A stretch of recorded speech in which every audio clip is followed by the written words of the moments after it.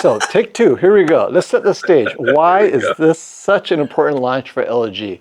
Because China is pulling ahead of South Korea, Samsung, and LG in global TV shipments. But let's dive into the numbers. When they say global TV shipments, that includes all the lower end TVs. We're talking TVs costing under $1,500, right?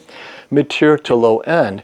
And what, if you look at this article, the issue is they at least want to maintain their dominance in the premium segment where prices exceed $2,500. Samsung is in the top position with LG number 2. And we know with Samsung at $2,500, it's a mix of 8K, 4K Neo QLED and a little small sprinkle of QD OLED, right? But they're selling a lot of larger Flagship. size Yeah. Neo Yeah. QLED, whereas LG is 100% OLED.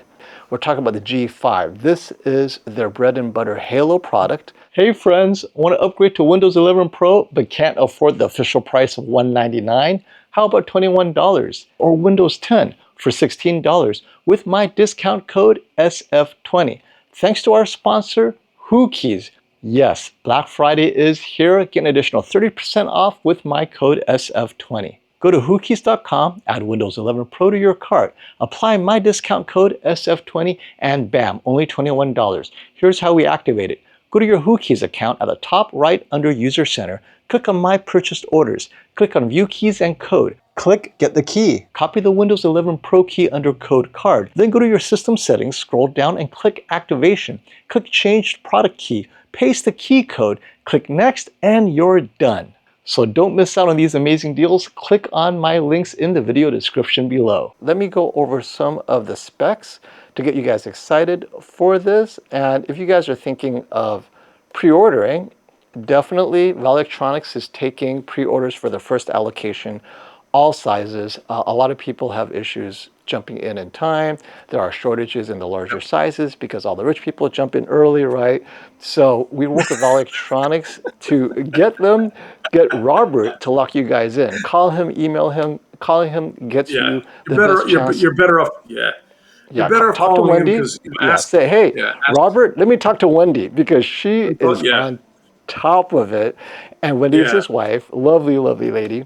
And So just let Wendy, her know, hey, Leanne is, yeah, and their daughter yeah, Leanne. Robert's my boy. You'll be chatting with him, but if you want to get that order really in, typically Wendy and Leanne will get you in. I'm going to pre-order the G5. We had this conversation in our first live. What you guys weren't here for was the G4 was far and away my favorite TV last year, and we got so busy last year. I was ready to pull the trigger on it. I have a C1 that I'll be replacing. And I only didn't get the G4 because literally ran out of time. By the time I was ready to buy it, we were going to CES. And I'm glad I waited. The G4, again, my favorite TV last year for many reasons. But this new tandem OLED FOMO is something I'm more excited about, primarily because of the color that I'm hoping that it brings to the table, along with more peak brightness and that 165 hertz gaming. yep. Well, let's talk about those features real quick. And this is kind of like my predicted prices for the G5 based on what we see in Europe, based on previous history. And many of you are saying, wait a minute, isn't this new panel supposed to be a lot cheaper and it gives them more margin? And the answer is, well, there are many reasons that LG is going to make a little bit more money this year. Primarily, the first one is they've fully amortized all the tooling and capital expenditures that they invested 5 years ago in building out next generation OLED manufacturing, all that stuff, right? Over the last 5 to 8 years, all those expensive tooling and fabrication equipment they put into place, they've pretty much paid off and are able to now recoup fully the entire margin of those capital expenditures. So that's one reason they're going to make a bit more on these TVs. And then the second one is the chemistry of the new primary RGB stack is a little bit cheaper than MLA. Specifically, MLA itself is very expensive, right? So they're able to save more with this new 4-layer 4 stack, with the chemicals they're using. Now, some of you are complaining, wait a minute, doesn't this make it a cheaper TV? Why is it launching at this price? And let me tell you, this is the launch price. This is MSRP. They are giving themselves space. Come Black Friday, I predict it will be cheaper than the G4. But for first adopters who don't care about a couple $100, they're going to buy it now. They're okay No. with that, right? So it's not you guys, right? Yeah. Those of you who are like, wait, what about these prices? These are Yeah. the first adopter prices. Let it go. But by Black Yeah. Well, Friday, it'll be a couple $100 less than the G4. That's my prediction.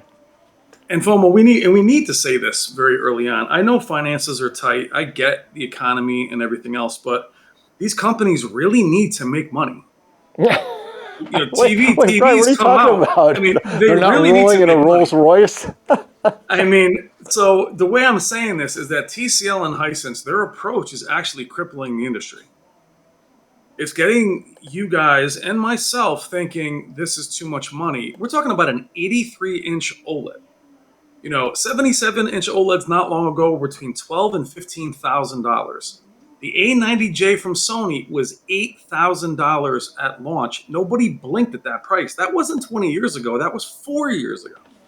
So even the Bravia 9 that was 85 inches was relatively affordable for what it was. So we talk about premium. Yes, the picture quality on these TVs has become very similar in terms of what TCL and Hisense are showing. But in terms of build quality, longevity, some of the little nooks and crannies these companies are putting into it, the processing on the Alpha 11, you're going to have to pay for it. But what LG does have in their lineup, FOMO, is the C series is also excellent every year, and I've fallen in love with the B series.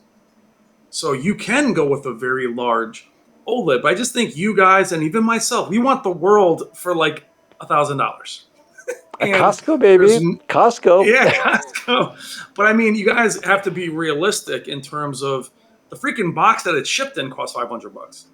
That Well, static bag is $200. I So it's think like they gotta make to your somebody. point, Brian, to your point, I think this is where OLED TV companies are struggling, right? And specifically LG. I mean, what other TV company is driven by OLED? So all the global TV market sees a strong quarter in this article by Display Daily. This is the true competition. Consumers now face a choice between high-end OLED picture quality, which is what we're talking about today, the G5, right? And maybe in a week, it'll be the S95F. High-end OLED picture quality, but exceptionally large LCD screens is priced very similar. So for a 65-inch G5, around 3,500, and the S95F will launch around that much.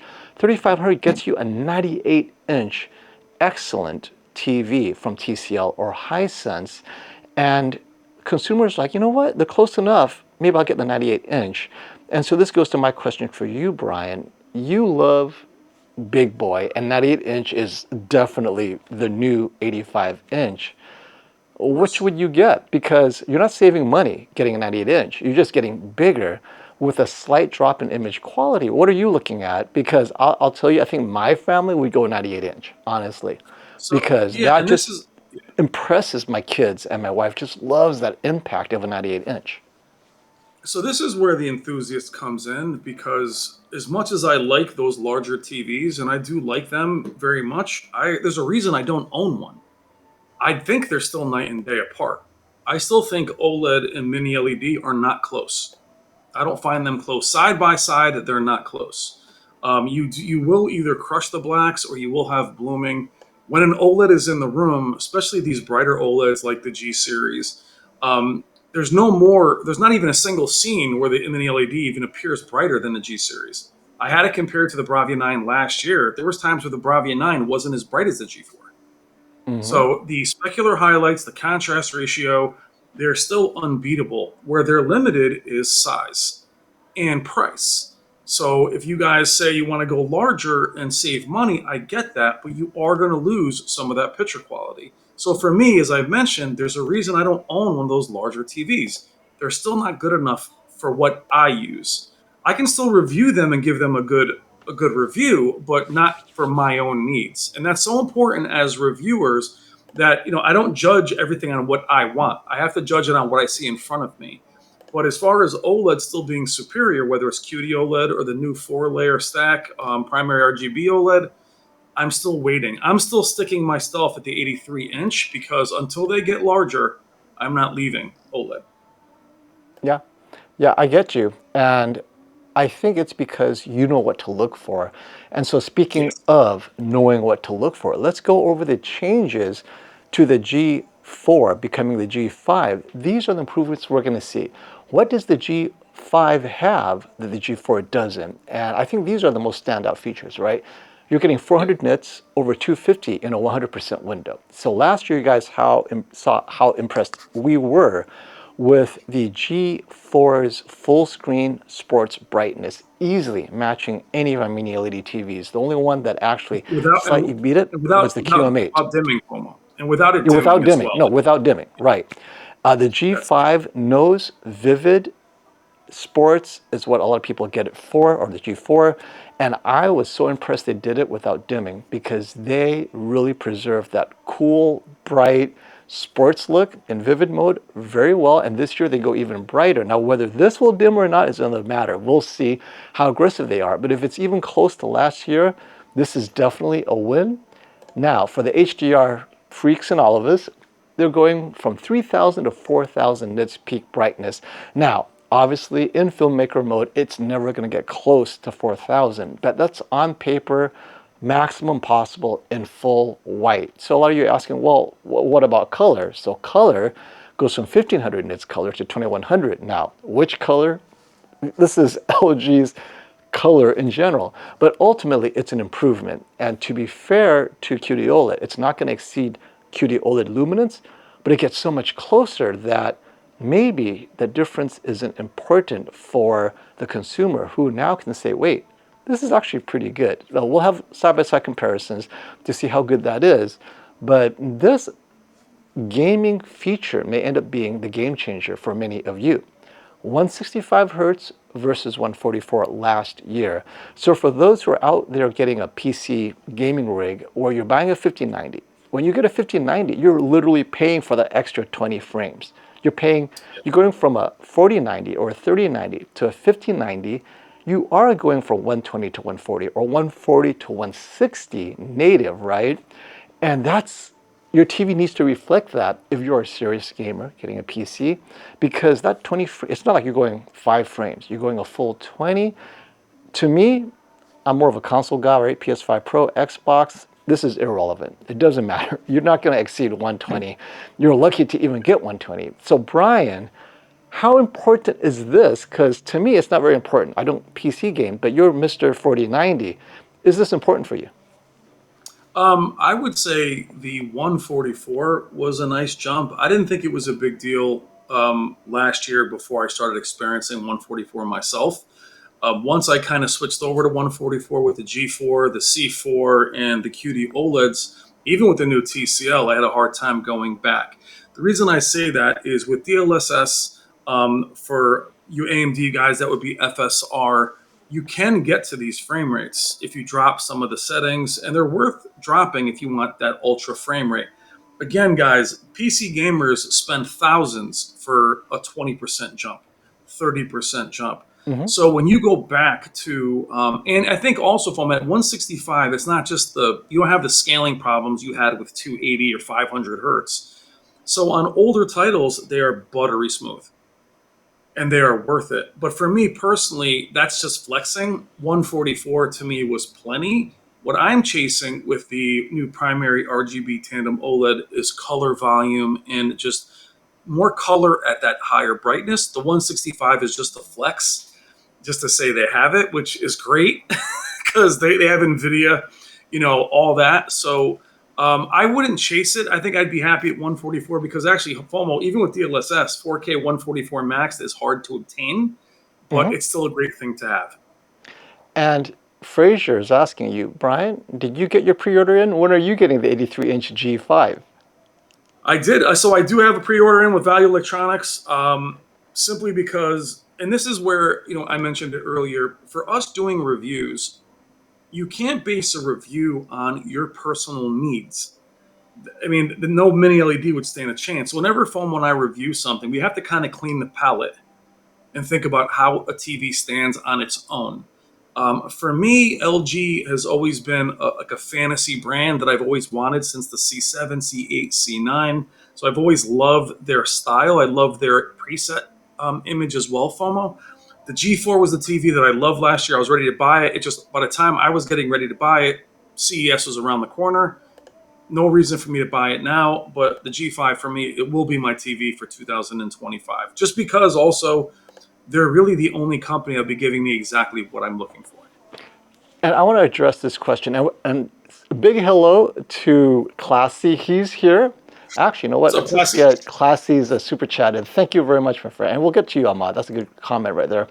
So, Classy, he will be there next week at LG as well. I think you and Classy will be on the same group. I'll come the day later. Layers, layers, layers. Onions have layers. It should have partnered with Shrek 5 for marketing this year. So I think Classy is not impressed by the marketing. He wants to see the TVs in person because, well, as you can see, every year there are more promises, and every year it's like, it looks mostly the same, which I think, thank you for that, Classy, gets us to But that's Ahmad's. all companies. But that's every Oh, company. no, all companies, but more All importantly, TVs. because we do this often, this is a great comment. Why would you purchase a TV sight unseen? So I'll tell Wait, you, hold on. every Hold on. TV, Why would I? well, why would you and I? You So I'll start and then I'll throw it to you. Go ahead. Go I ahead. have bought every TV sight unseen with the exception of my first one for review, the A9G. The problem was that the A9G and the Samsung Q90R was at Best Buy and the Vizio P Quantum X. All three of them were in store mode. It's, I mean, that's essentially sight unseen. What I could see was maybe the UI. That was something important to me, right? So when you're in Best Buy, short of asking the Best Buy guys to connect all the TV to the same splitter and then you give them your content to compare, which is not going to happen, watching it in store mode is essentially sight unseen. I mean, oh, it turns on. So after that, I never bothered going back to Best Buy. I would just order straight from Samsung, Sony, LG, Robert Zone, right? Sight unseen. Because for me, as a TV reviewer, it really doesn't matter. However, I have yet to be disappointed by the TVs I've ordered as a flagship from these companies. The big disappointment for many is, wait, it looks so much similar to last year's TV. That would be the only risk where, okay, this improvement's too slight. But then we've always said, you're not buying TVs every year. If you're buying a TV every 5 years and it's a flagship, sight unseen, the reality is you're going to end up relying more on reviews. And as a reviewer, you know, we have to get it sight unseen. But then Brian, let's say, put yourself into the shoes of a consumer.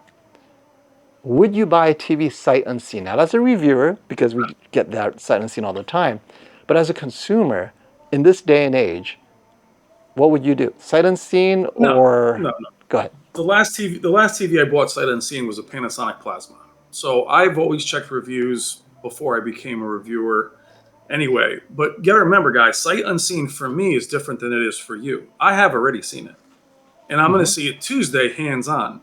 And then in April, I'll be at Value Electronics at a spring event, and I'll be able to use that thing for 2 days, 10 hours at a time, gaming and watching it and comparing it to the S95F. That is all going to be before I buy the 83. The 83 is the last. So it's not like I'm buying it today and it's going to be here. I mean, I still have a month until I actually have to buy it. Do you see what I'm saying? So yes, that's the TV that I want. If it flops, obviously I'm not going to buy it. But my sight unseen is a little bit less risky than yours, simply because I'm confident in LG. I'm confident in what they're doing, especially after I saw. See, LG only talked about removing MLA, didn't really talk about what the technology was. We're all going to hear that from LG this week. It was Panasonic that had described their new TV, which was LG Display's new technology, which gave everybody more hope. We just kind of were, I think, taken off guard that MLA was going away. For me, the G4 was already the best OLED out there. And for me, selfishly, at 83, I liked it being brighter, and I liked that it was 83. That's my specific use case. But if it's better, then it's a no-brainer for me. That's my personal thing. But also, guys, keep in mind, my relationship with my TV is very different than yours. I see new TVs every single day. I'll have something new maybe next year or the year after. So it's not. My point is, it's not that big a risk for us. So you don't never go And by what we buy.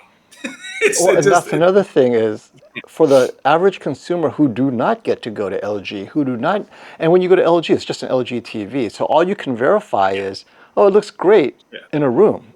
But if you go to Sony's flagship showroom or Samsung, they will all Samsung. look amazing in their room. And so it goes Yeah, back to, would you buy a TV sight unseen? Maybe, Ahmad, the question is, would you buy a TV without side-by-side comparison? And that's not going to happen outside of Best Buy.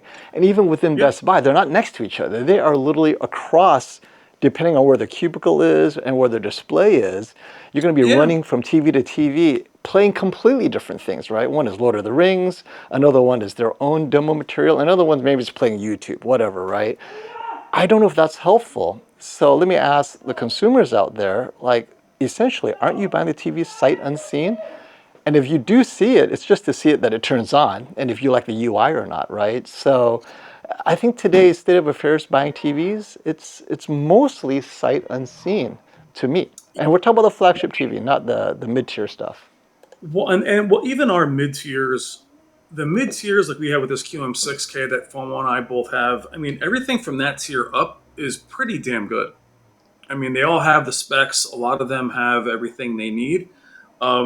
You can't go wrong with a C series from LG or even a B series from LG. They're going to look amazing, and almost everything is going to be an upgrade from what you currently have, unless you had it. Like if you have a G4, very hard for me to recommend buying a G5 unless you're going from a 55 to a 65 or a 77. Hmm. But if you are at a G1, G2, even a G3, these are going to be tangible upgrades. What I love about OLEDs, though, is that even an OLED from a few years ago still looks amazing now, just due to the technology and its strengths. David has a good question. Thank you for the super chat, David. How Hi, low David. will the 65-inch G4 get? It's $23.99 at Best Buy now. Will Yes, it get lower? it'll drop. Yeah, they'll drop. It will drop I a mean, little bit. Let's yeah, talk they'll drop. about, it's not going to go below 2000. I'll tell you that No, right now. no. But you guys are going to have to get into the stock market conversation that FOMO and I always have. Is all the research you do for last year, there's going to be a small window where you can pivot and get last year's model. They will drop, but they're not going to drop right now. They will not drop until the day that TV comes out. So when the G5 comes out, you'll see a drop with the G4. But there's no reason for them to drop it now and give you a discount. And again, as I mentioned earlier, and what's not even this stream, it was the last one. These companies need to make money. And you guys don't know this, maybe you do. The margins on TVs is so slim, they can't afford to lose money. And things have really changed over the years with TVs. I know these prices look expensive to you, but if you've been in this game for a long time, FOMO A90J a few years ago, you know, $9,000, $8,000. Nobody even said a word about that. So these prices look expensive, but remember, these are OLEDs at large sizes. And David, if you want to get the best G4 price, wait for Prime Day this summer. The Yeah, risk is it's going to run out. So between keep an eye on it. now and Prime Day, you're going to have, and Prime Day, if it gets cheaper, it's by $100. So we're not talking about, oh, it's No, $9.99. 65-inch yeah, G4, whatever you see at Best Buy now, may drop another 200 by Prime Day. I yeah, have not, and I don't expect it to go under no, 2000. So just keep no. that in mind, David. And it's very tough too, FOMO. And we've had plenty of guys that waited pretty last minute. And what they were doing is they were going on Amazon and seeing the quantity Hmm. and found out that it wasn't accurate. Yeah, And they they went to click pull the buy. trigger, Oh, and it's sold out. and it was gone. And the reason you can't expect the G series to go down, that is their by far their best TV.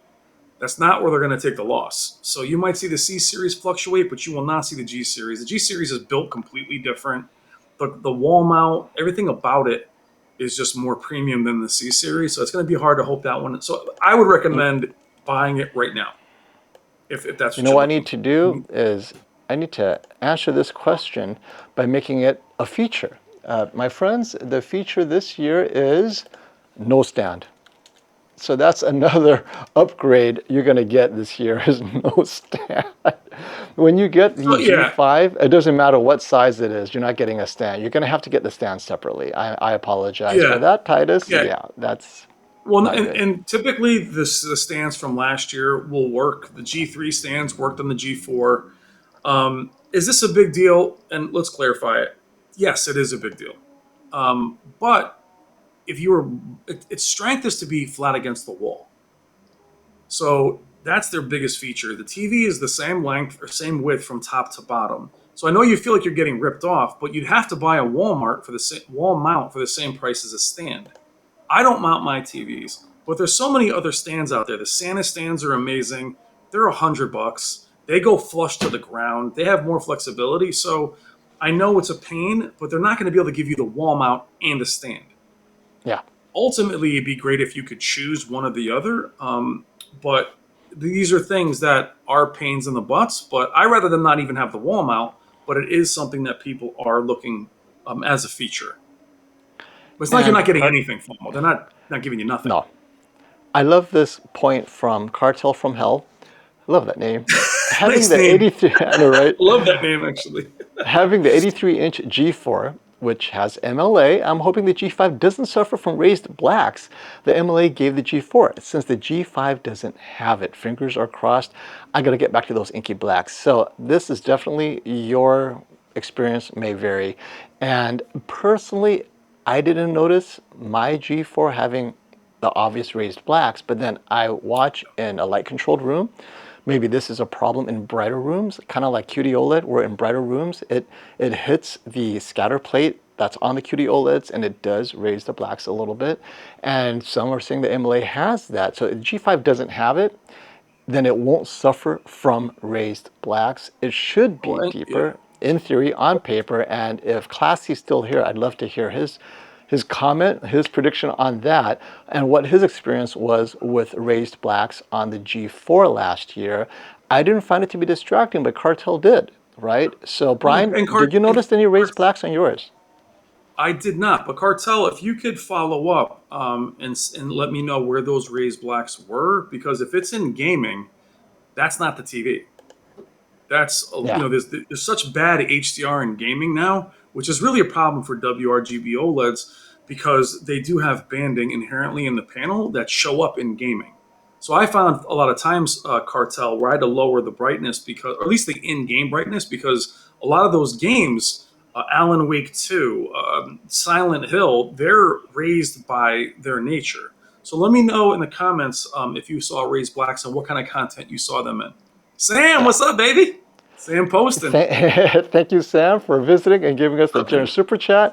Have fun storming the castle. So yes, Brian, myself, and our friends Class C will be at LG headquarters next week to get a close look and hopefully some comparisons between last year's and this year's with our content. And we'll get you some early preview and we'll see what happens. And at the end, we're going to talk about our spring event. I'm calling it the Spring Sneak Peek event with Valley Electronics. We're going to have the Samsung. So this is the amazing thing, guys. And we'll talk at the end, but it's going to be so fun because I'm working with Robert right now to get the right TVs for you guys. But really quick, back to some of the points that were made here, which is, let's see. Here's Class C's response. The G-Series anti-glare is called Vanta Black and was first on the G3 and on the G4. And the spec sheet for the G5 says it does have the Vanta Black. Now, if you guys don't know, Vanta Black, Vanta is actually a trademark of the inventor of Vanta Black. And it is the deepest, most natural, I don't want to say now, it is the deepest black money can buy. And the Vanta Black is so black that if you paint the ground, it'll look like a hole because it absorbs all light. It is the most unreflective black you can get, and it's very expensive, and it just makes anything that you paint on with it pure black, like a hole in space. It is kind of like, it's visually scary because like, wait, call it black hole. Is that a void? It is like a black hole. It absorbs all light, no reflection, right? Yeah, so for them to actually use Vanta, normally it's reserved only for artists. And you can't even buy it. I think a couple of artists, or one artist has locked down distribution for it. I guess LG was able to open up that distribution, but yeah, if it's a Vanta Black, you're not getting it. We cannot buy it anymore. So yeah, it's crazy. But Yeah. Oh, well, let's and the talk. Go G4. ahead.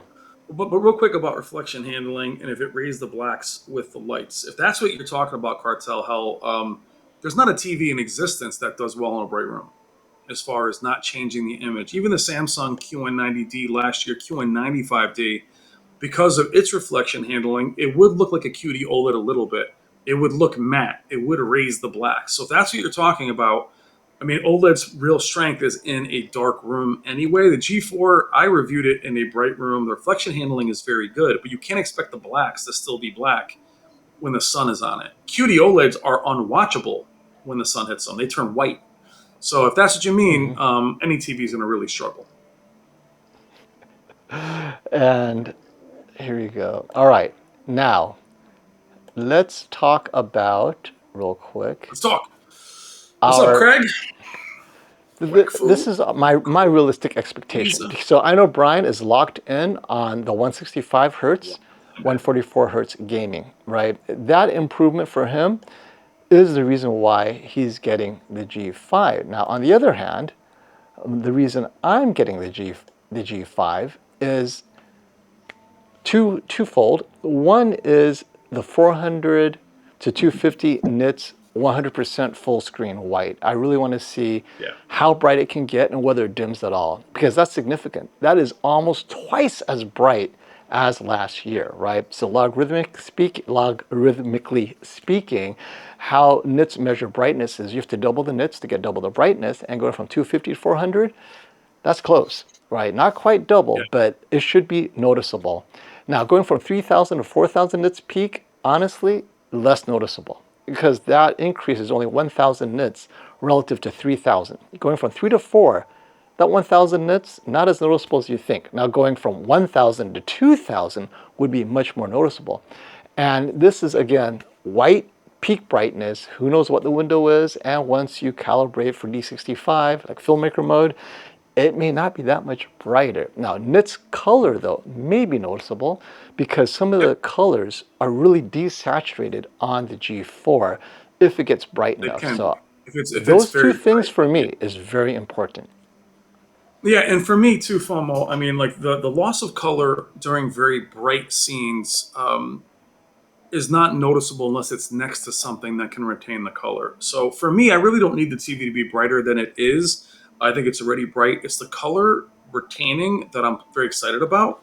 Also, for those of you that are Dolby Vision fans, LG has one of the best implementations of Dolby Vision in the business. Well, They have Brian, let's Dolby stop right Vision there. Filmmaker. Not even one of the best, the best. The best, yeah. So if you're a Dolby Vision fan and Dolby Vision Filmmaker mode, they're the only ones that really have that. The Alpha 11 processor this year. The G4 to me, again, best TV last year. So I'm really excited for this completely new technology. And as I mentioned, Robert's on, Wendy's on, Value Electronics. I'm going to pre-order the 83. I want that TV.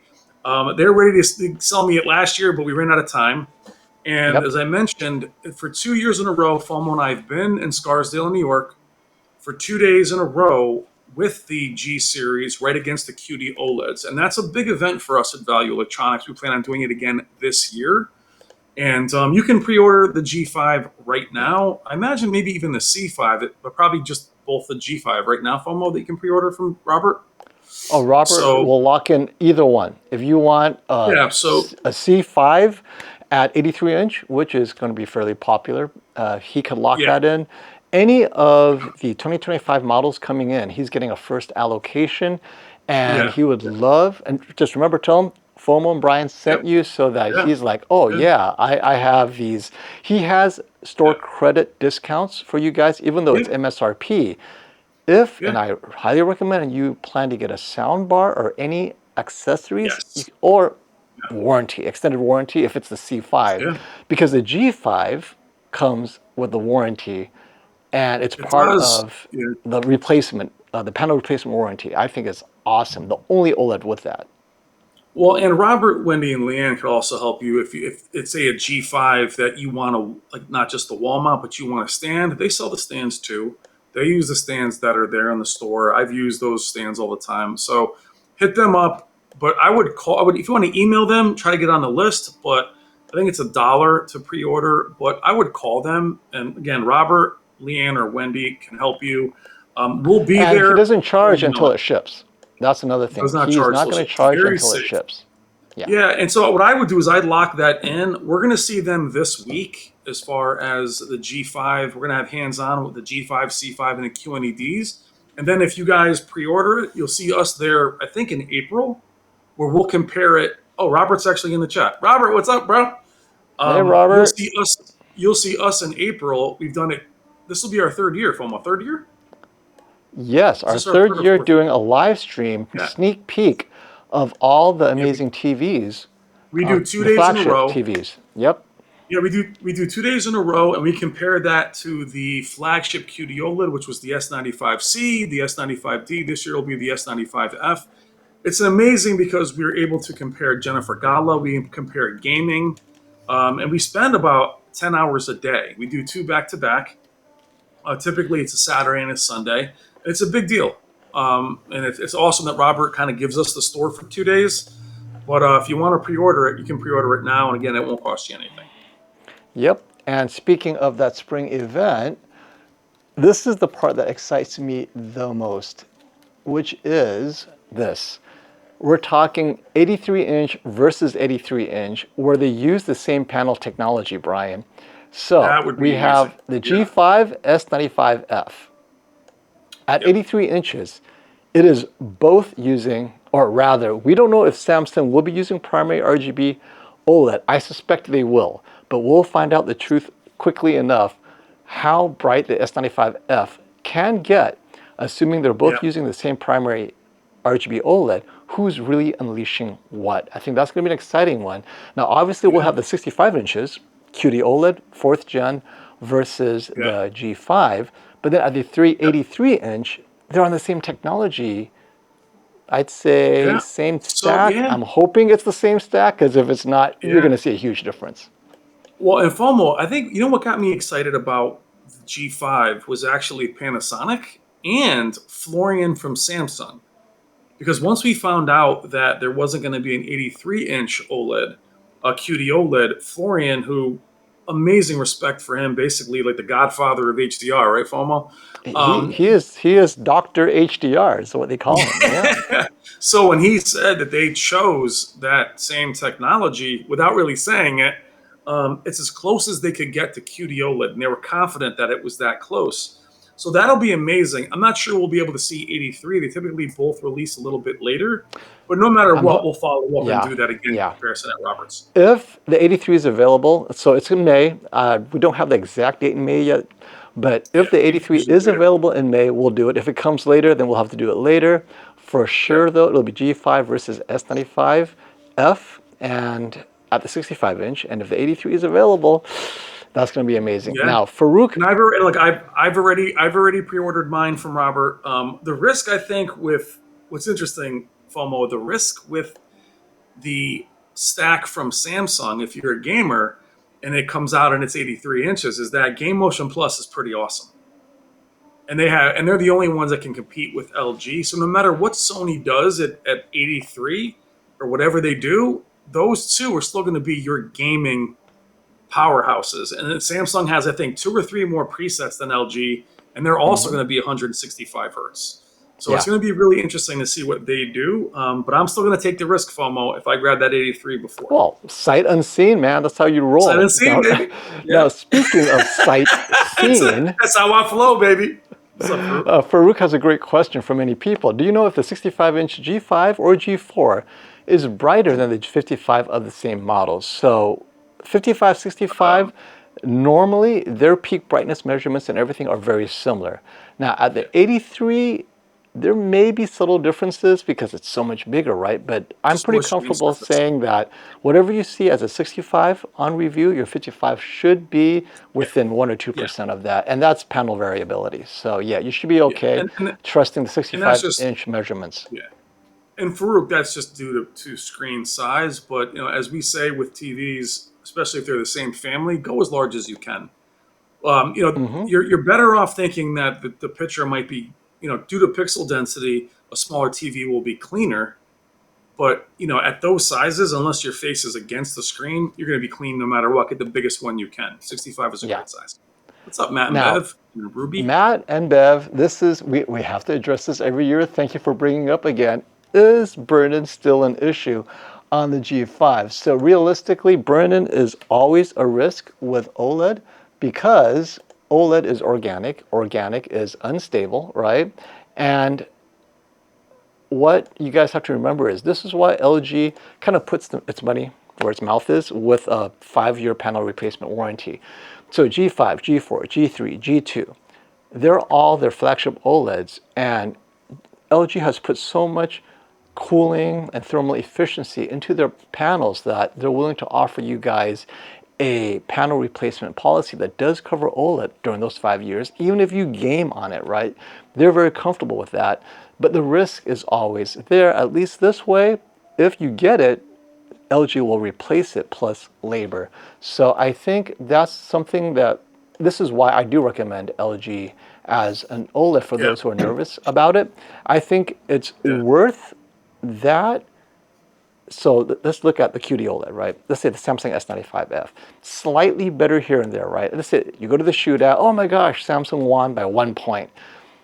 For me, as a consumer, that 1 point is not worth it. I'd go with the G5 because they look so close where if you have to squint to look at the differences, if you have to pull out the meter, you have to put it out the handful of scenes where you see the differences, go with the G5 because of that peace of mind. Now, as a person who loves benchmark TVs that set a standard, I'd go with the Samsung, right? Because I'm not yeah, going to hold on yeah. to this TV for more than 2 years, if that. But if No, you're holding on to this TV for 10 years, or as long yeah, as you can get it, you get the G5. Absolutely. yeah. Well, and Foam, remember that the joke we had about Samsung where they said that they before they did OLED, they had warranties for burn-in for their QLEDs. Like, we'll cover burn-in whatever you want, no problem. And like, wait a minute, they're QLEDs. So Someone had a great comment. I just lost it, which was that is Colombo going to look better, right? And I think this Columbo goes to a always looks more good. Alpha this goes 11, baby. into a more important question, right, Brian? Which is, what is it you watch? If you always watch Colombo, you might as well get a Sony A95K, like A95K on the Sony or Bravia 9. It doesn't matter almost what TV you get. If you're watching 70s TV shows, 60s TV shows, they're all going to look the same. OLED, mini LED. We've Yeah, reached a point where easy content, SDR, other than off angle, they're going to look identical. Now, you go off angle, then OLED stands up, which means get the B4, get the B3. I think if you watch it at 100 nits, 120 nits, how these TV shows are supposed to be watched at reference, B3 indistinguishable from the G5. Now, if you blast the G5 in vivid mode, yes, it goes brighter, but if you're yeah, watching it in a light-controlled room, how the creators intended, SDR content should look identical. And I remember Dwayne Davis said to us, he's one of the calibrators at the shootout, he preferred SDR on the G2, right? So we yeah, have hit the point where if you're watching old TV shows, almost doesn't matter which OLED you get sold today. It will look the same. Now, when we yeah, push HDR performance, when we push super bright sports scenes because you're in a brighter room, you want to fight that ambient light, now we're yeah. talking brightness makes a difference. So that's something that you guys have to keep in mind. What are you watching? And Brian, what is it you're watching? Because people are saying, wait, Brian got the 83-inch G5. Maybe I should too. But they forget that you're getting it for 165 hertz. So what is your use case that's getting you to the Yeah. 83-inch G5? So what's funny is, again, I mean, there's 8 TVs in the studio right now. I don't know how many FOMO has in his studio, but for my personal use, I have a Sony A80L. That's the TV behind me. I have a Sony A80J. That's the one that's on my wall at home, and I have an LG C1. So my family, me, all content that I watch streaming, mostly it's HDR streaming, FOMO. Other than sports, I really don't watch a lot of random SDR content. Mm-hmm. They all do amazing. LG's, to me, LG's upscaling and their processing has always been just a little bit behind Sony. I thought the Alpha 11 caught up to the cognitive processor in many ways. They both have very similar looks to them. So they're great for any kind of content, even with sports, Super Bowl. I'm not a hockey fan. I never found them to be not bright enough. Where I found probably my C1 FOMO is after gaming for a while, I found the brightness lacking, maybe, but I also see, LEDs every single day. So I'm ready to upgrade, but I've had the C1 from launch. We're on to the C5. So I think but again, our TVs don't get the miles your TVs get, but I watch all content. This is the Apple TV behind me. It's all HDR, Dolby Vision. I never feel like they're not bright enough. Right. So the extra specular highlights that you get from an LED or a brighter G4 to me is worth it because the C1 was brighter than the CX, but even the C2, that little bit of brightness is different, which is why I like the C series. The little brightness booster they add is tangible. It's not night and day, but you can see it. So don't sleep on the C series because it's also 144 hertz. But I have really fallen in love, FOMO, with the B series Me too. because I think the B series FOMO, by not trying to push that brightness, they keep their color. So they Yeah. always look very filmic and very natural, and their blacks are perfect. So the B series, don't think you have to go all the way to the G. I think we're probably guilty of that, where we talk about the premium. Any OLED, in my opinion, will be better than a mini LED at the same size. That's why it's hard for mini LEDs at 65 because the OLEDs kind of rule 65 and 77 and Yeah. 55 actually. Now, speaking of mini LED, Jesse, thank you for the super chat. Any news on when Hisense is going to announce their 2025 lineup Right. of the ULED mini LED TVs like the U6, U7, U8Q? We have no inside information beyond they will have a spring event as well. So Yeah. sometime, I'm going to guess in April, we should hear something from Hisense, right, Brian? No later than May, but I expect something in I mean, yeah. April. They said a New York spring event, which I'm waiting for. I haven't heard anything yet. They don't seem to be worried because they only released the UX 116 and a micro LED. They don't, and I was worried about them last year, FOMO, because they had very little marketing and they were like number two, as far as TV sales. So clearly, I don't know what Yep. I'm talking about.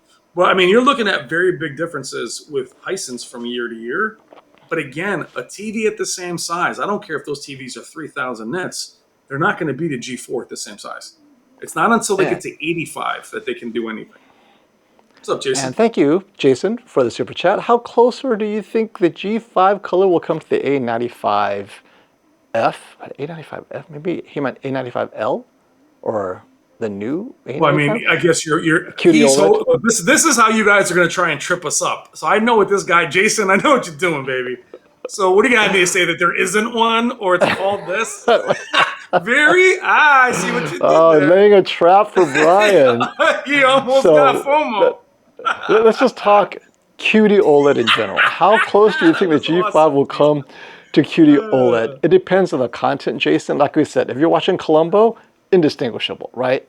That color space nailed it for both TVs. But if you're Yeah, talking Jennifer Gala, if you're talking certain demo material that pushes brightness and color luminance way beyond what WLA can handle, you will see a difference. The question is, what yeah, movies take advantage of QD yeah, OLED beyond what yeah, WOLED with the new primary RGB can handle? And we yeah. don't know yet. So we're going to have to test So, these and find movies, and there may not be a lot. so Jason, if we go back to your comment, and let's just say that you meant to say A95L, which is amazing. Comparing the A95L to the G4 or the S95D from last year, as long as they're in professional and filmmaker, they're close to identical. The minute both those TVs jump into standard, you'll see the brightness and saturation pull away. They will look different. But to FOMO's point, below 1,000 nits, watching anything on regular TV, yes, all TVs will look pretty much the same. And again, they're OLEDs, so they'll all look amazing, which is why we use Jen's content. It's 10,000 nits to be able to differentiate from each other. The G5 will be a good deal brighter than the A95L. A95L is 3 years old at this point, or will be in the fall, which is Yep. still one of the best TVs on the freaking planet. A95K is still freaking amazing. That's why OLEDs are so great. And this, FOMO, what's quickly about this? Because of OLEDs, we'll still say the A95K is incredible. We'll still say that the C3, whatever, You very rarely hear us say the X95K is incredible. Yeah. Mini LED technology is moving so quick. I'd never want you to buy a mini LED from 3 years ago.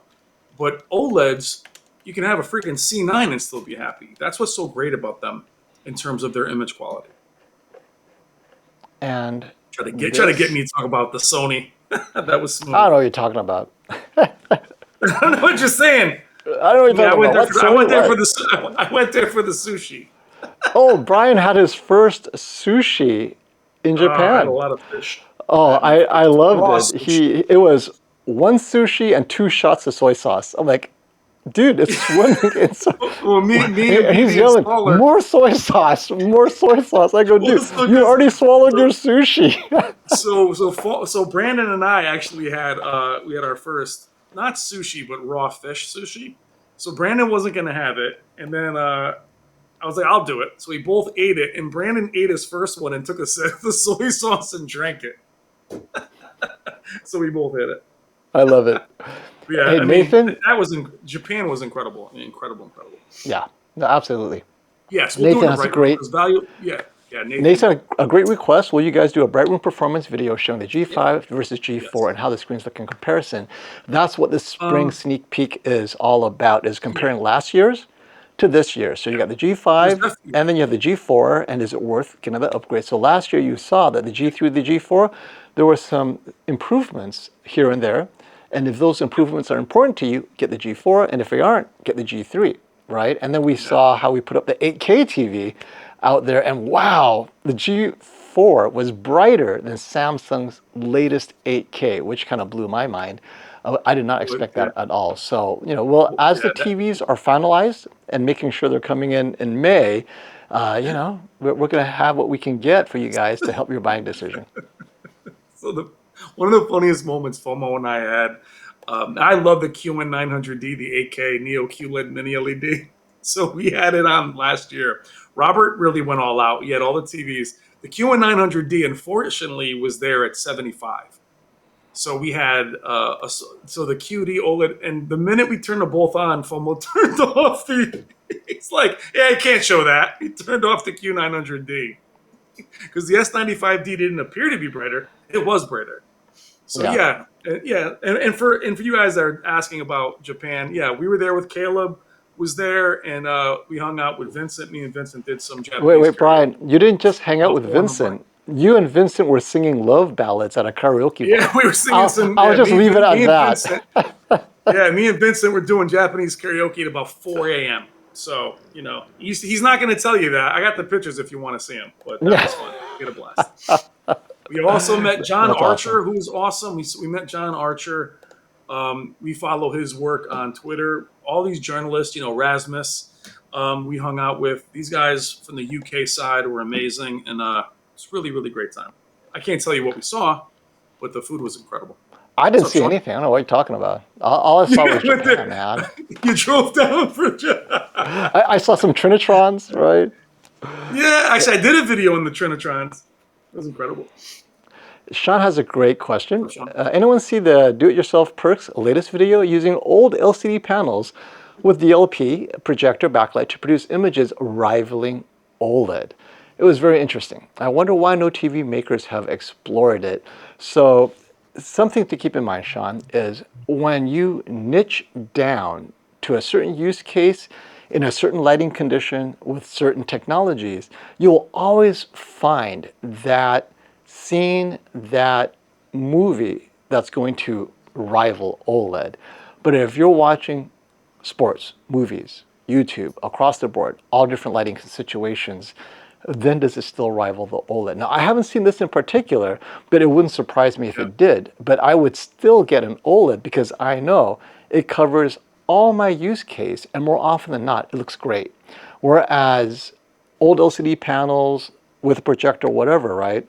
Maybe it looks great, but one, what's the lighting situation that you need to get it there? And is it dark room only? And number two, how far are you sitting away? What is the HDR impact? Because I can tell you right now, there is no way a projector will give you an HDR impact of a QD OLED, of a G4 or a G5. if No. HDR impact is important to you, because it is impossible for any projector, and let's take the most expensive projectors, right? Let's say you have to go to the Christie level. Let's say you have to go to, I don't know, Barco or Sony's GTZ 380, right? These are like And $50,000, NZ9, $100,000 NZ9. projectors. And even then, does it rival OLED's brightness, contrast, dynamic range? It might, but you're paying 100,000. It better. And so to your Yeah, point, but Sean, yeah, but go ahead. when do you see HDR impact in the theater? Never. There is none, right? The theater tops at 140 nits. 140 nits. So I Yeah. mean, what you're going for, Sean, what you're going for with projectors is beautiful filmic look, Immersion. color. I mean, immersion. But as far as the blacks, we even joke. And Foam and I've seen the best projectors in the world. I'm like, those black bars are still kind of grayish. And you can crop Yeah. them out, but I'm like, damn, you know. So, and unfortunately, the theaters don't get completely black anymore because of the freaking exit signs. I mean, the theater is great, SDR Brianna's with, comments. with a touch of dynamic range, but not true HDR.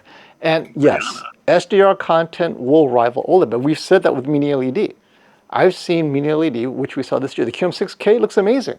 And my S95F will look very similar, or S95D will look very similar to a QM6K watching Wonder Woman, right? So yeah, it wouldn't surprise me for content that's SDR. Asmer Fun has a great We got to question. read this How comment. This important? comment is excellent. This comment's Oh excellent. yeah. How important is QD-OLED compared to WOLED, which is the G5? I asked because I saw someone in Brianna's comments arguing with him that all WOLED is trash because of the white subpixel and QD is the only way. So let's talk about the word trash. Man, you guys are using it way too loosely. So I've seen let me trash. Go ahead, Brian. let me respond first. Let me respond first. So I love that you call me Brianna because typically it's Brain. So put me up as Brianna. So I know the comment you're talking about. First of all, if you come at me saying anything is trash, I will immediately stop listening. Because when you're so, not you, ASMR, when you're telling me anything is trash and you're saying, you know, QD OLED is the only thing, WOLED no longer, you don't see these TVs the way we do and the time I spend with them. You're also, not you, again, I'm talking about this comment, regurgitating something else you've read when I'm telling you what I've seen and experienced.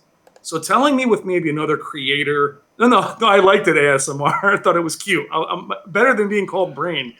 But the comments of things being trash, that means the closed-mindedness of the person saying that there's no flexibility. This person was saying that the forward layer was already trash, knowing they have not even seen it. So they're there with their QD OLED. They want to be comforting themselves and saying, it's all about this being trash. Now that means there's no flexibility of our conversation. I can be flexible. I know QD OLED is superior to WOLED, but you know they don't make an 83-inch QD OLED. Nope. So right away, it's a no bueno. So how is it the end all be all? If you want a 100-inch TV, neither one of them can get you there. But that thing of it being trash, there's just no point in even having a discussion, right? So we will see how it looks, and if it's better, I do think QD OLED is superior just due to the color, nothing to do with brightness. It has its own drawbacks; they both do.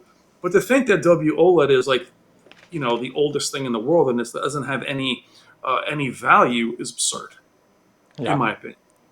No, I agree. As far as who's, And as far as and who's, let's just talk about the quote unquote differences. I'm going to call it trashiness, but the differences between QD OLED and OLED essentially comes down to color luminance and yep. DSE, right? The uniformity. So the uniformity being issues being what it is. Like some people notice vertical banding, some people don't, and then off angle you might have some of the slight grayish, greenish in some situations, right?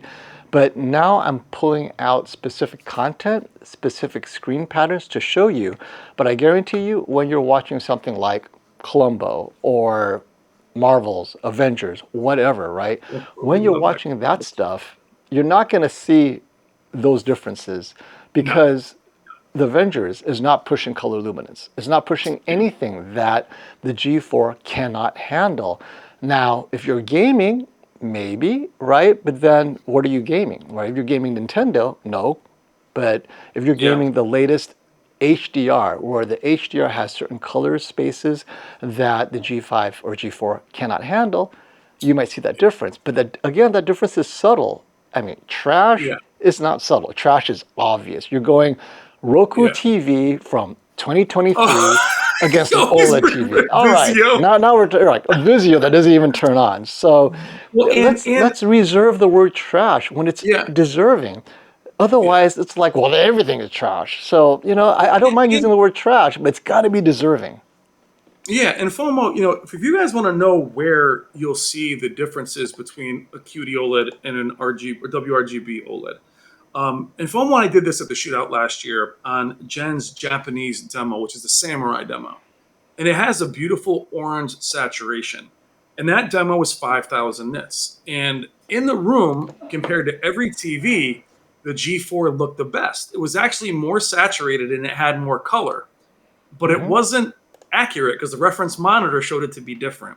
What that means is the G4 was losing color and pushing saturation, right, FOMO? So it was trying to overcompensate. So there's times where it will lose color, and there's times where it'll try to give you more color, neither one of them being accurate. But it's very far and few in between. So even like Hmm. quantum dot mini LEDs years ago, sometimes on Spears and Munsell with that blue FOMO, you'd see the teal from a QD mini LED, right? You're like, oh, there it is. But it would be very rare. So to say it is heads and shoulders different or better like that is, again, absurd to me. But you got to know we spend this much time with every single size of these TVs. The tiger shoes. I'm showing off my So tiger shoes. yeah, but to say that these TVs are trash, I'll immediately stop listening to you. Just at this level, even these TVs that we see coming in now, the TCLs and the Hisense, again, to say they're trash is ridiculous. So these are my patent leather, handmade tiger shoes. So the The brand is Tiger, gloss, right? Otherwise known as A6 in the US, but it's Tiger. it's not matte. And Those aren't and matte this is it. finish. Oh, these are great. They're so comfortable. I was wearing it around Japan after I picked it up at the Tiger store. And yeah, so just wanted to show that off for you guys. It's one of those They're things where not. you go to They're, Japan, you got to get something Japanese, you know what I'm saying? they're only cute at FOMO size. At size 14, they would not be nearly as cute. So I They'd didn't be buy like them. giant, shiny clown shoes. Like giant canoes. Yeah, but that goes back into, again, finishing up that trash thing. I mean, you can say whatever you want, but to me, when we have that conversation, that's not even a discussion. That's you making a statement that something's garbage and there's nowhere to go. So we don't even engage in those. So that guy, I engage them only to say, how are you going to talk about a technology you've never seen? And that guy's response was, it's an OLED, it's a WOLED, there's nowhere for it to go. So how am I going to convince him? There's no reason in having a conversation, so I stopped. Yeah. But it's not our first And rodeo. I mean, we get those comments every day. okay, so, and everyone, any questions you may have, it doesn't have to be the LG G5, right? It could be We got any 400 TV in the you're chat. looking to Please hit buy, the like, whatever your guys. budget. Was it, Brian? We got 400 watching. Let's hit that like button, guys. I mean, it's a Sunday. Me and this guy were in Japan a few days ago. We're both jet lagged, but we still wanted to be on here for you before we get into, because FOMO hit me up today and said he's doing an LG video because we're going to be at LG headquarters. I'll be there Tuesday. FOMO will be there Wednesday. You'll see content from us right around that time. LG always has this spot as being the first TV released. They're not the first this year. TCL is the first this year, but it's going to be all LG for a few weeks at least. And we want to get the conversation. Are you guys interested in talking about the C series or even the QNEDs? Because to me, they're going to have to do something with QNED to really be competitive. It might be too late, but they've invested in it. Yeah. Well, Techno Dad is in the chat. What's up, China? I know. Check no doubt. How are you doing, buddy? Nigel, are What's up, they brother? doing 97 inch this year? They are, but it's not MLA. Or I'm sorry, it's it's not MLA for sure, but it's also not using the new primary RGB OLED. That's why we're not really focused on it. The 97 inch is going to be very similar to a C series, C5 version of the Yeah. TV, right, Brian? Yeah, you probably aren't going to see a G4 this year, or I'm sorry, a G5. The 97-inch G4 only came out a few months ago. So if I'm guessing, what you're going to see this year at some point is a Z series, an 8K OLED. Hopefully that will have the primary, because if it doesn't, like the Z3 wasn't as good as the G4, it's kind of going to be dead in the water. So I hope they do an 83-inch Z series again, but it'd have to be with not micro lens array, but the primary RGB OLED. Yeah. Hi, Now, Lisa.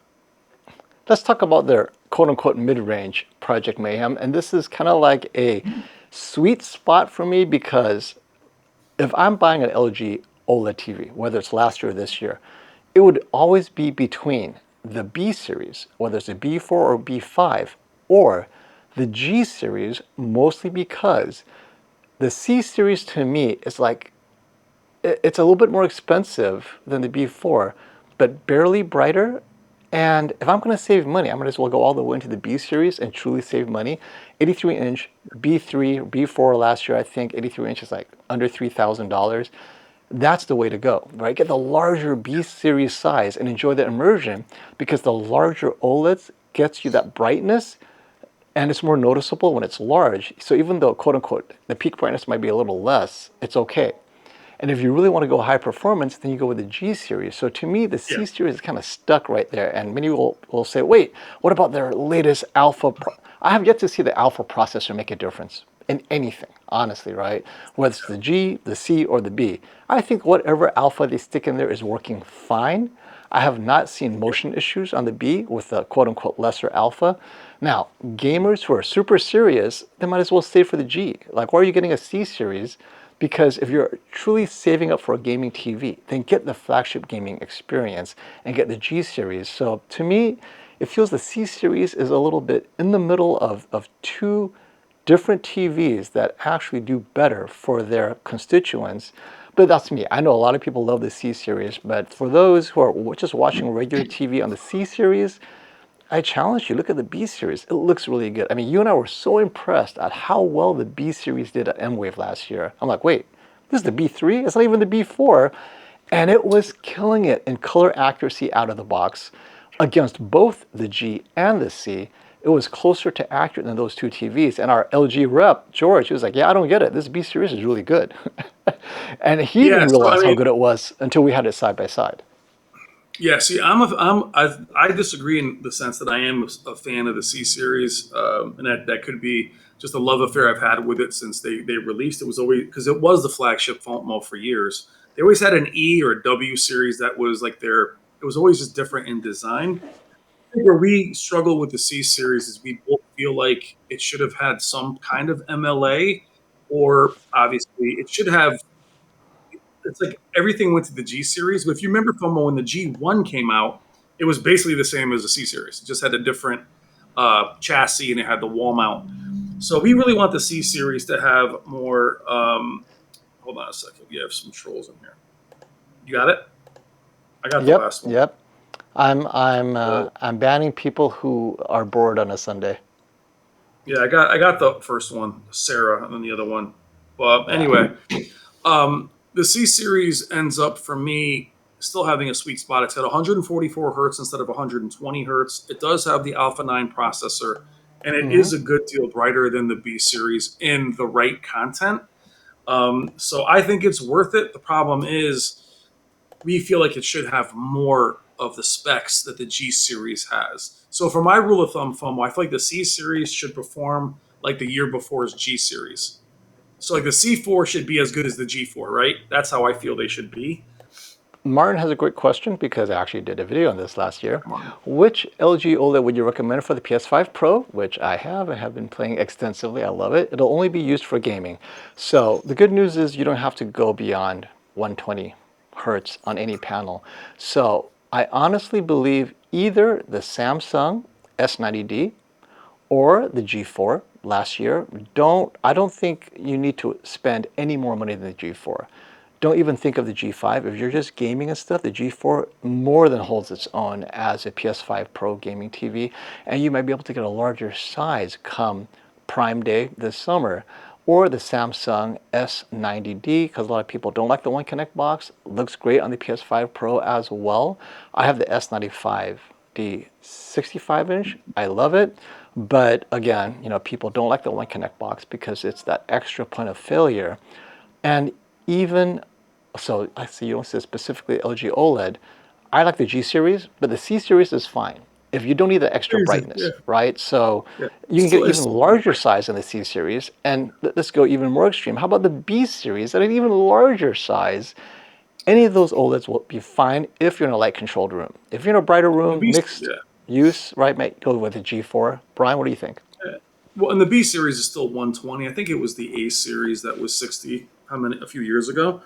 So you know, you're still in a good spot with any of the OLEDs. What's really big about the OLEDs is the pixel response is really more important than 144. It's just the motion. You know, a buddy of mine, Paul, shout out to Paul. He has his first OLED, and he was blown away going from a Hisense to an OLED. He got a Panasonic. That turning, that smoothness of turning without motion blur was what he noticed the most, FOMO. And you get that with any OLED on the market. C series just gets you 144 hertz. But again, if you're console gaming, 120 is where you want to really be. Yep, and we And have the a B super series, you get chat.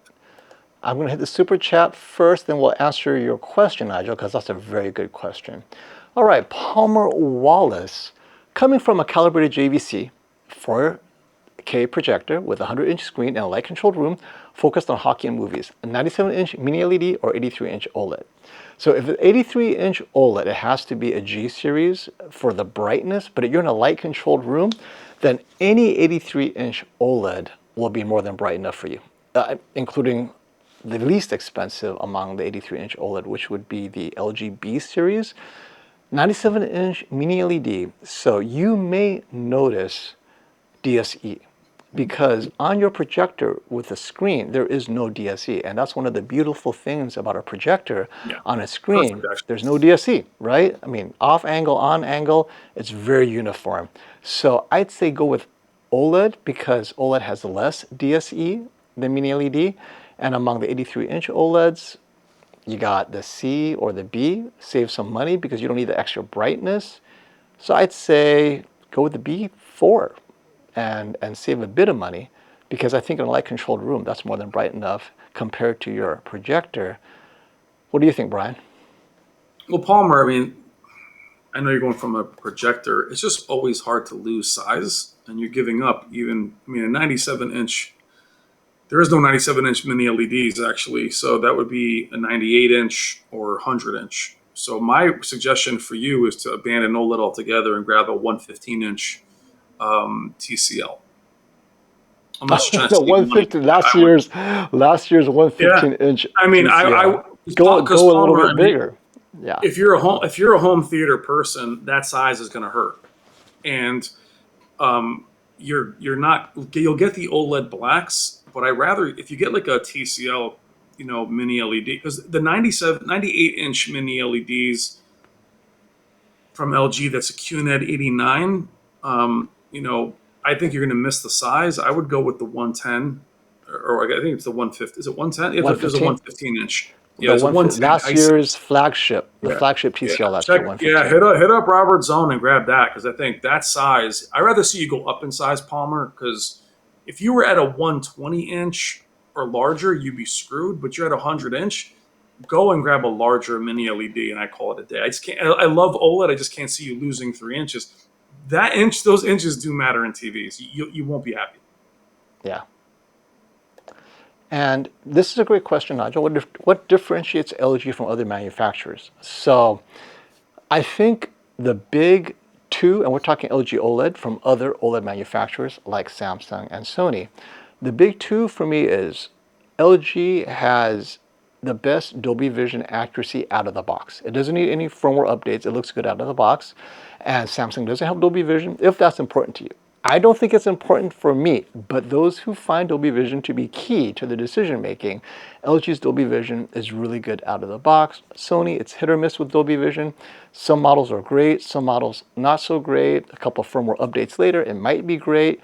LG has yet to fail on Dolby Vision, and the reason is Dolby Vision works closely with LG because Dolby Vision has selected LG to be its client monitor for applications in Hollywood, right? That's why.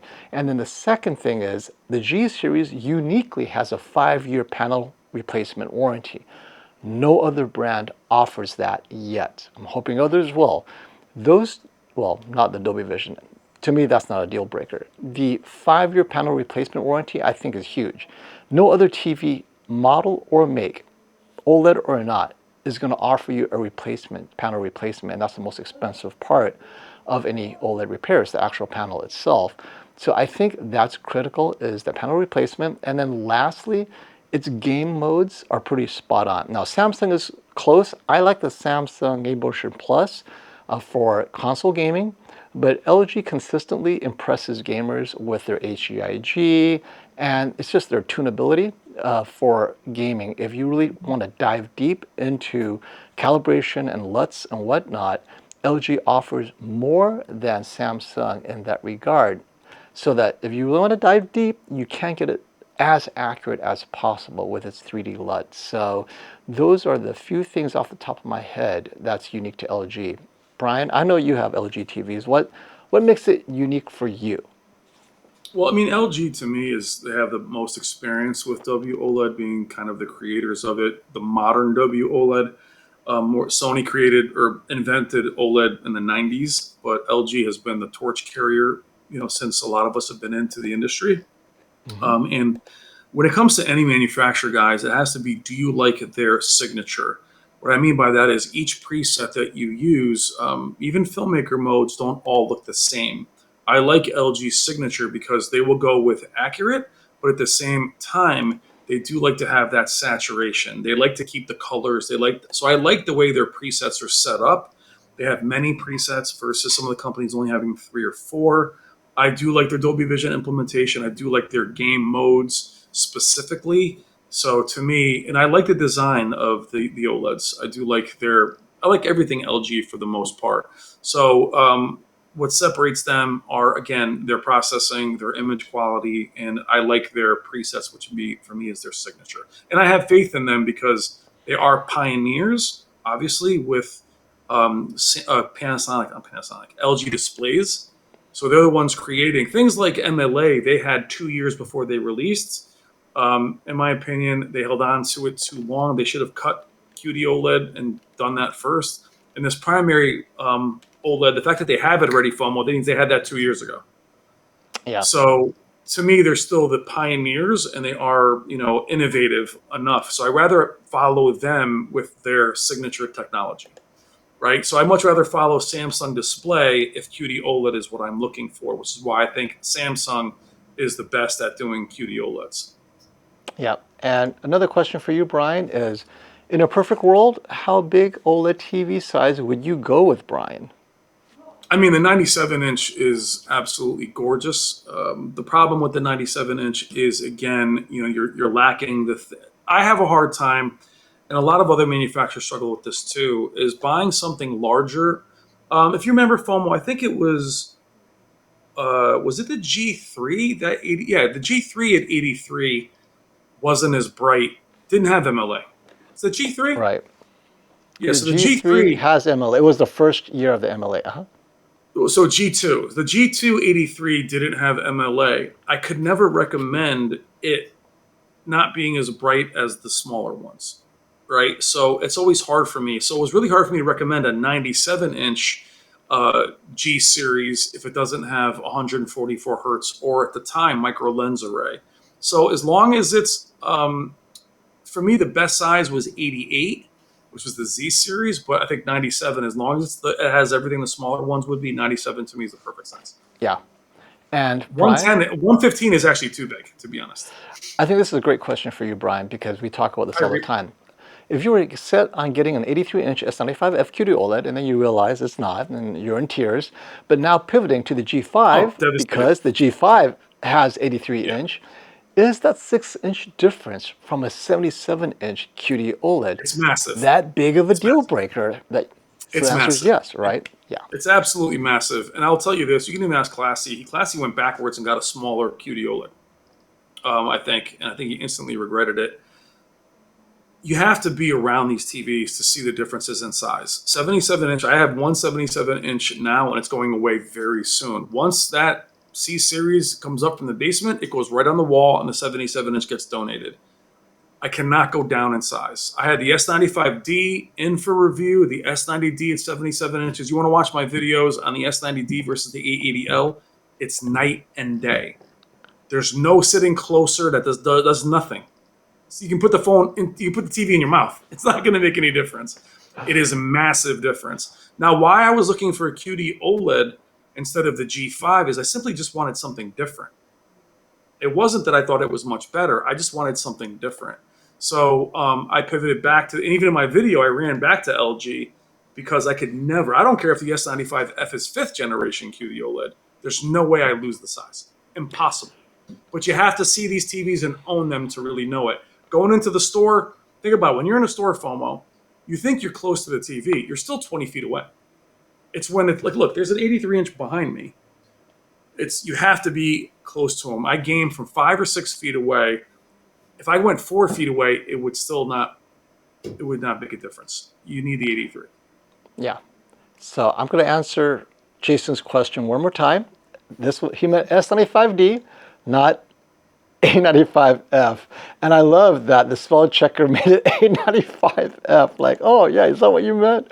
So let's talk S95D versus the G5. And so I'll answer that real quick and let you know that the new generation S95F, right? It's slightly brighter. Color luminance, very similar. Peak highlights, slightly better. And the shadow detail, slightly deeper. How does this compare to the G5? So the G5, in most content, will look very close. We're talking about pushing the limits of content. So Jason, I'm going to follow up with, what is it you normally watch? And I think with that context, I can tell you notice the difference, because if you normally watch, let's pull out our good friend Columbo, or $6 Million Man, or Friends, or the latest on Netflix, right? If you're watching just normal dramas on Netflix, Prime Video, and you're not pushing the elements that make HDR, color, luminance pop, whether it's gaming, whether it's Jennifer Gala, that's not your thing, and you're just watching movies made in the last 10 years, mostly just whatever drama that comes on Netflix, you may not notice a difference, honestly, because I notice the differences only when I push these TVs with Jennifer Gala's 2,000, 4,000 nit content. 99.9% of all content you're watching is graded under 1,000 nits, and definitely on Netflix, it's under 1,000 nits.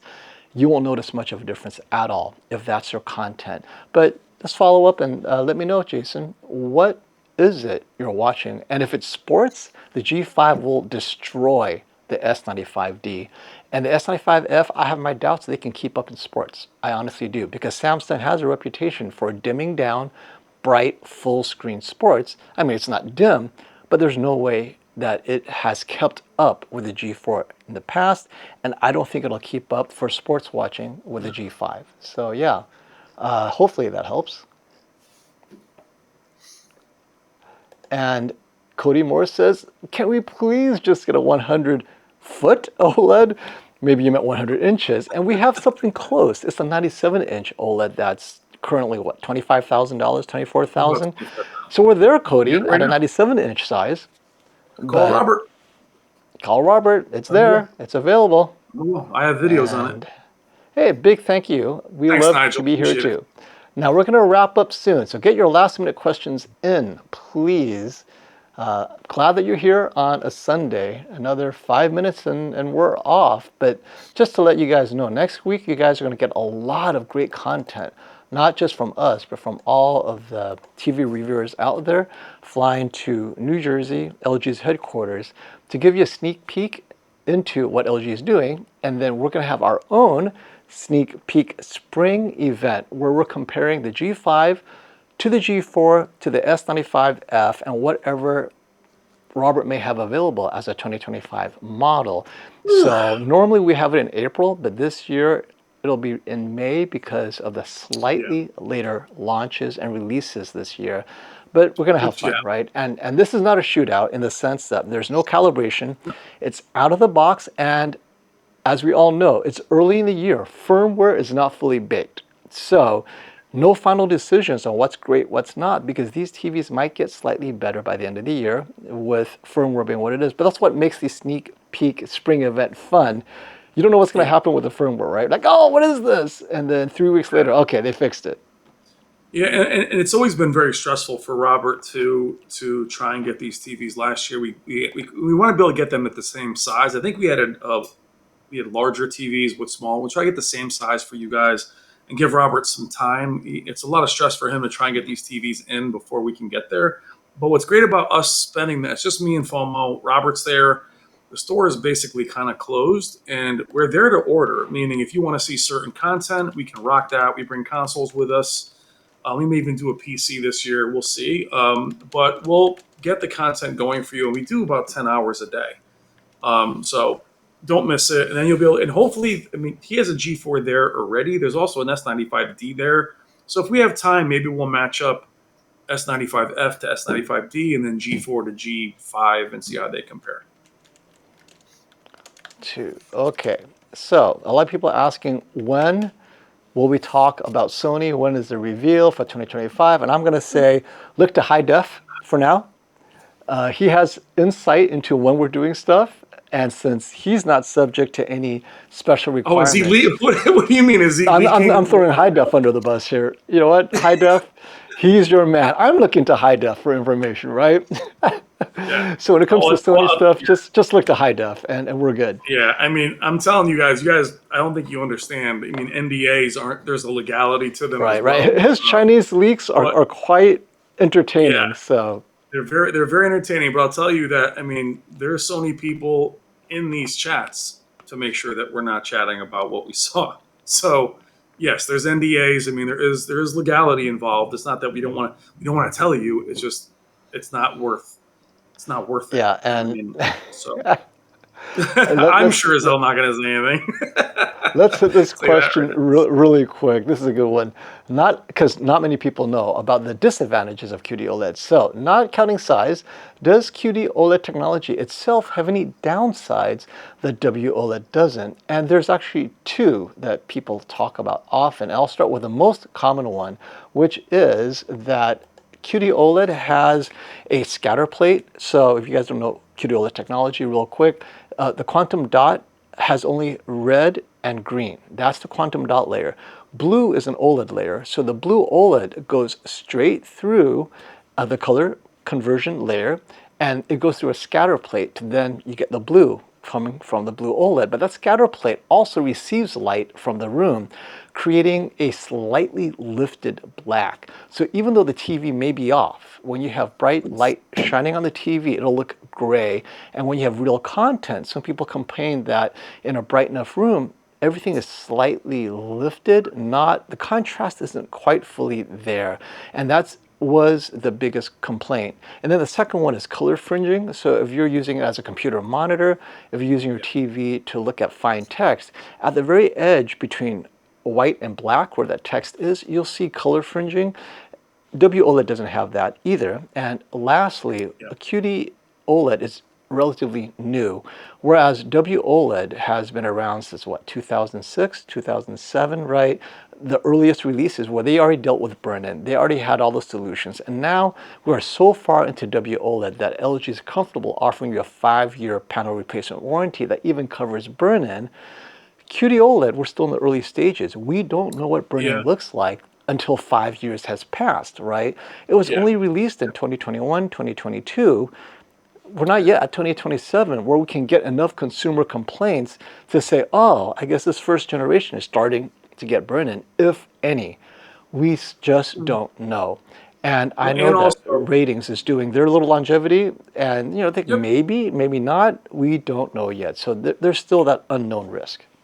And also, there is where Samsung has done this, and I think they do it to either differentiate from the flagships, but they do. The S90 has gotten hit the last few years, losing brightness with firmware updates. So if you're concerned about that, keep them offline. I mean, keep them offline. Don't disable updates. They will lower the brightness on those, so which is a big deal because they're known for their brightness. So that's a big thing. LG does not do that. So you're fine with the S95, the flagships. And also, I hope you guys like anti-glare because it's going to be on everything this year. Maybe not as the, heavy on the S. the It's not matte going to be as screen. heavy as yeah. It's not going to be as heavy on the S90, but it's there. It wasn't there last year, but it will be there this year. So you'll have some degree Yeah. of it there. So and you'll have that on every Samsung TV this year. And here we have a great question. We love Panasonic, by the way. Titus is asking, any hope that Panasonic Z95B can sneak Yeah. under the radar and be the best TV of 2025? So I'll tell you, last year's Z95A, I felt was better than the G4. For movie watching, for HDR impact, all of that, I felt the Z95A was the better TV. Now, once you throw Great gaming TV. in, then you go with the G4. But It as was a still great. pure Yep. cinema experience, I like the Z95A better. How about you, Brian? Yeah, the Z95A I thought was amazing. I still think the G4 was better. Then again, that's a gaming thing for me. But Panasonic, we talk about it out Sonying Sony. It has that same film tech. It has that same flexibility for accuracy and filmic.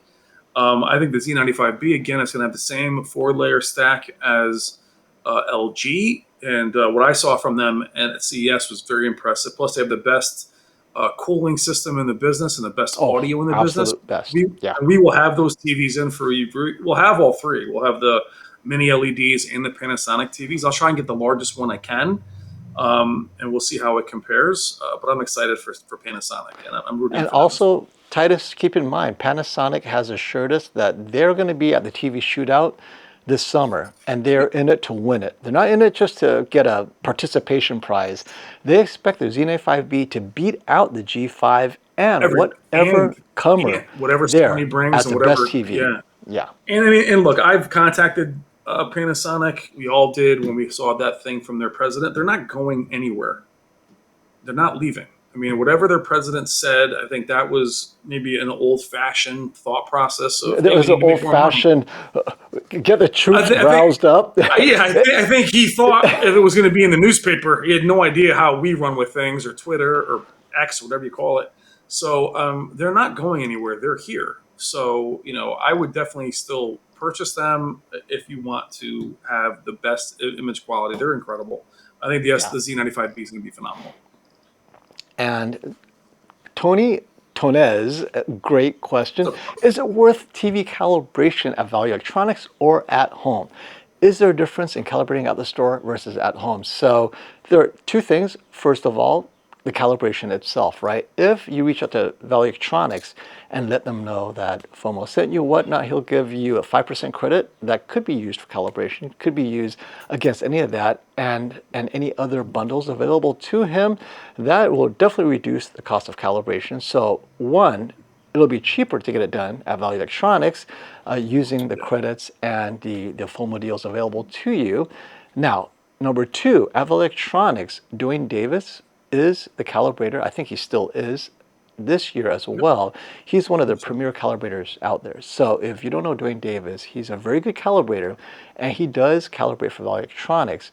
If you do it at home, we don't know who you're using at home, a local calibrator. So make sure you know who the calibrator is, or unless you want to do it yourself, which is a different matter, right? And then you got to buy the equipment.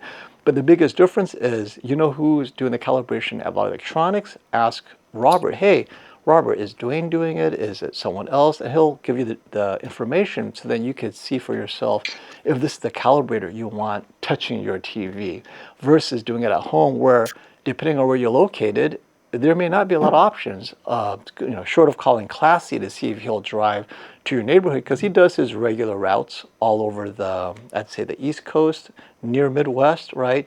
He doesn't come to the West Coast often. And to the West Coast, if you're in California, there are a few calibration options out there as well, but definitely prices are different too. So Robert gets his kind of in-store pricing, giving you his cost. He's not making money on it, so that gives you the best cost possible for a calibration where the calibrator is sitting there all day. So he's giving Robert his volume discount because he's got calibrating like 10 TVs at a time. Yeah. So you're getting that volume discount as well. So that's the biggest difference, in my opinion. Yeah, well, yeah, and for me, it's you have the break-in. You have 200-hour break-in. Oh yes, And they will do that break-in for you. Yep. yeah, and the most important part about the Value Electronics is really the QC. So if they see banding or the TV's got dead pixels, they'll just get you another one. Where if you have it shipped Yes. to your house, you're really kind of stuck with Yes. And calibrators can't remove screen uniformity issues or dead pixels. So, so that's the best. That's this what I is think is worth. well, this is curiosity's point exactly. He will open up the TV, run it for the necessary whatever 100 Yep. hours, right, to make sure the TV is stable before they start calibration. But during that time, if there's any issues, dead pixels, uniformity, it's gone. And he'll bring in another TV for you so that Yep. by the time you get the Yep. TV, he's already checked all that stuff out. And And that's that's why another when you reason guys, why I get it. and that's when you guys see me filming there, and you see a bunch of TVs in the background that are on, and they're on the floor, and they're leaning against the wall. Those are all being broken in for hundreds of hours. Yeah. All right. That's before we leave, reminder, May, very exciting time. We're going to have our first sneak peek event. It'll be out of the box comparing the G5 against the S95F. We're hoping to get an 83-inch out there so that we can see what happens when Samsung and LG use the same primary RGB OLED technology, how they differentiate themselves. And then we're going to have the 65 versus 65, G5 versus S95F, and what other TVs that are comparable at the flagship level. If Robert has it available, we'll pull it out as well. So that's going to be sometime in May. Once I get the final dates, I'll post that. It'll be a live stream event, and come on down and definitely ask questions, all that good stuff, and we'll make sure to answer it if you want to order these things early and get an idea of what's to come. And next week, Brian and I will be at LG sharing with you our thoughts about the G5, C5 this year. And hopefully LG will have some other TVs there to compare it to. It's definitely last year's TV. Brian, next week, what are your plans as far as video content is concerned? Yeah, I mean, so I had a video release while we were in Japan, which was the love, talking about brand loyalty. Go back and check out that video. FOMO had a couple of videos released while we were away. It's what we have to do, or we lose the ability to do content while we're away, especially if we're under NDA. I had a short just come out for the TCL QM6K versus the Hisense U8N. I'll be doing those comparisons probably the week after next. Next week will be all LG. I'll do a video on the G5 while I'm there. I'll do a short. We'll all have our LG content. I'll cover the C series if it's there and the QNEDs if they're there. And then I'll probably jump back to the QM6 for a little bit. And we're probably going to have the QM7K probably shortly after that. So our down period this year was the shortest we've ever had. It was only a couple weeks. All right, my friends. Hey, I think I'm going to end early enough to make sure y'all have a chance to enjoy your weekend, and enough of us. But thank you so much for coming. Don't forget to click like on your way out if you enjoyed this video. Absolutely. And if you didn't enjoy, click it 3 times, maybe? Was it 3 5 times? times? At least All 3 or right. 6. We're going to have fun next week. Until next time, my friends, stop the FOMO.